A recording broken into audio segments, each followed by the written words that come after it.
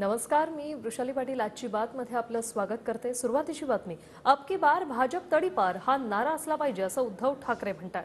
भाजप ज्या पद्धतीने ज्या दिशेने देशाला नेत आहे तो मार्ग हुकुमशाहीचा आहे असं ठाकरेंनी म्हटलंय। पक्ष फुटत असल्याचं मला कळत नव्हतं का?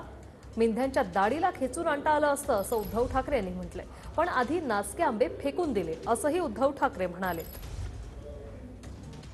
तिचे दोर माझे कापले गेले होते म्हणून मला मुख्यमंत्रीपद स्वीकारावं लागलं आणि सोडताना मी हा नाही विचार केला की अरे सोडू कसं हट। जर मला चिकटून राहायचं असतं तर मी चिकटून राहू शकलो असतो। मला काय कळलं नव्हतं माझे आमदार फुटतायत, त्याला पकडून टाकू शकलो नसतो हॉटेलमध्ये।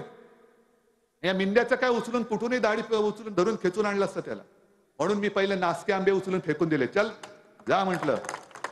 पण जर का तुम्हाला हुकुमशाह नको असेल तर मग मात्र तुम्हाला या वेळेला जे म्हणतायत अब की बार 400 पार, तुम्ही म्हणाला पाहिजे अब की बार भाजप तडीपार, भाजपा तडीपार हा महाराष्ट्राचा नारा असला पाहिजे। आता भाजप ज्या दिशेने चाललाय आणि देश ज्या दिशेने तो नेऊ इच्छितोय हा मार्ग हुकुमशाहीचा आहे। भाजपवाल्यानो, जर तुमच्यात मर्दुमकी जरा तरी शिल्लक राहिली असेल तर तुमचे जे घरगडी आहेत ईडी, सीबीआय, इन्कम टॅक्स आणि नाईलाजाने पोलीस यांना बाजूला ठेवा आणि असेल तुमच्यामध्ये काही शिल्लक तर मैदानामध्ये या, होऊन जाऊ द्या आमने सामने, बघूया कोण कोणाच्या पाठीला माती लावतो। आज तुम्हाला घराणेशाही म्हटल्यानंतर चटके बसतात।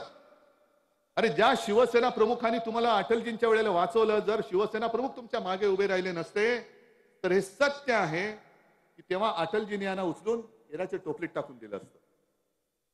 पण त्यांच्या मुलाला तुम्ही तोडून टाकतायत। मला राजकारणात खतम करायला निघालात। चला या अंगावरती बघूया, ही माझी ताकद आहे, ही माझी वडिलोपार्जित संपत्ती आहे, या अंगावर